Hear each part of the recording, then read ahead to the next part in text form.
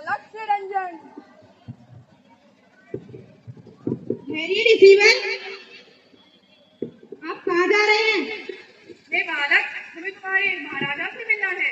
आप कौन हैं? कृपया अपना परिचय दीजिए। हम हैं ऋषि विश्वामित्र और हम तुम्हारे महाराजा के साथ कुछ विशेष वार्तालाप करने आए हैं।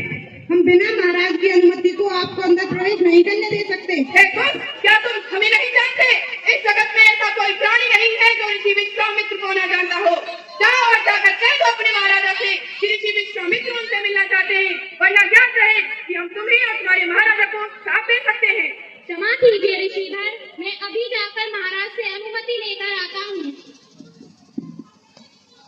महाराज की जय हो, महाराज की जय हो। कहो दरबान, क्या सूचना लाए हो? महाराज, ऋषि विश्वामित्र आपसे मिलना चाहते हैं। ठीक है, उन्हें पूरे आदर सत्कार के साथ दरबार में लाया जाए। जो आज्ञा महाराज। पधारिए ऋषिधर। प्रणाम गुरुदेव। चिरंजीवी भव। विराजिए गुरुदेव।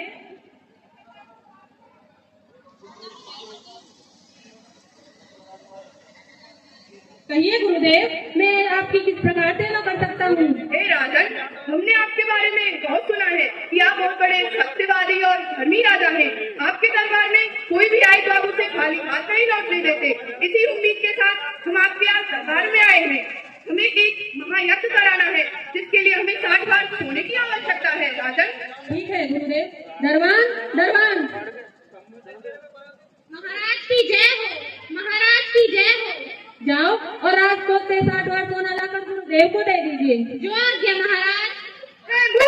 क्या तुम यह ज्ञान नहीं है कि कल रात तुमने अपने शौक में अपना ये सारा राजकोष हमें दान कर दिया है, तो इसके साथ से तुम इस राजकोष से हमें ऋण देना चाहते हो।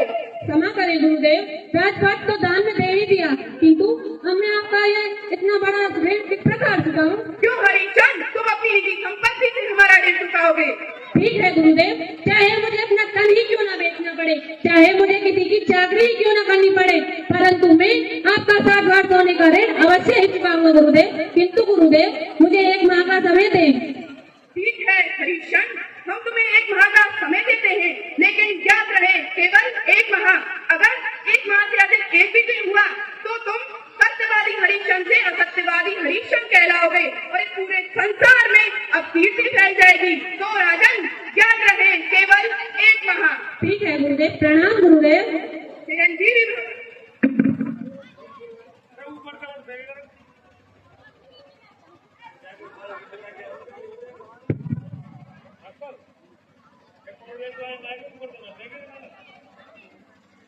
आज आप बड़े चिंतित प्रतीत होते हैं।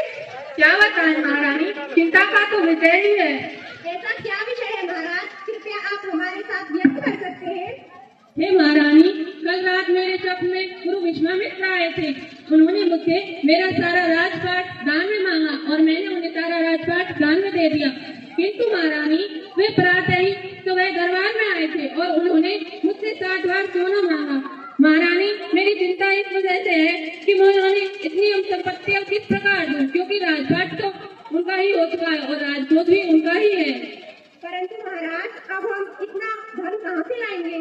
महारानी, मुझे उनका ऋण अपनी निजी संपत्ति से चुकाना है, जो कि अब हमें किसी की चाकरी करनी होगी, तभी हम उनका इस प्रकार का ऋण चुका सकते हैं। परंतु महाराज, इस अयोध्या नगरी में तो हमें कोई चाकरी पर भी नहीं रखेगा।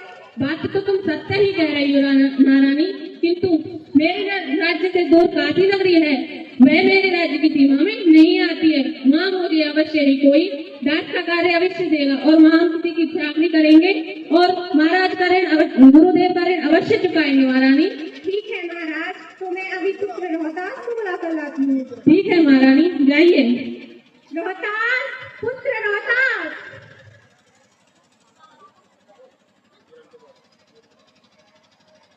ठीक है महारानी, चलो हम गुरु विश्वामित्र के पास चलते हैं और उनसे आज्ञा लेकर आते हैं। जो आज्ञा महाराज, चलिए।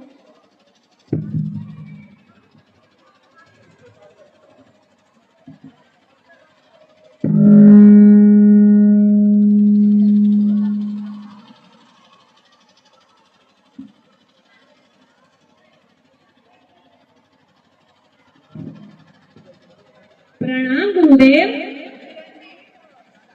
हे गुरुदेव, आपके अनुसार मुझे जैसा कि आपका 60 वाट सोने का ऋण चुकाना है तो हमें काशी नगरी जाना होगा, क्योंकि यहाँ तो अयोध्या नगरी में मुझे कोई दास का कार्य नहीं देगा। हे गुरुदेव, कृपया आप अब मेरे साथ काशी नगरी की चलने की कृपया करें। ठीक है हरिशन, हम तुम्हारे साथ काशी नगरी अवश्य चलेंगे। ठीक है गुरुदेव, हम अपनी वेशभूषा बदल कर आते हैं। ठीक है।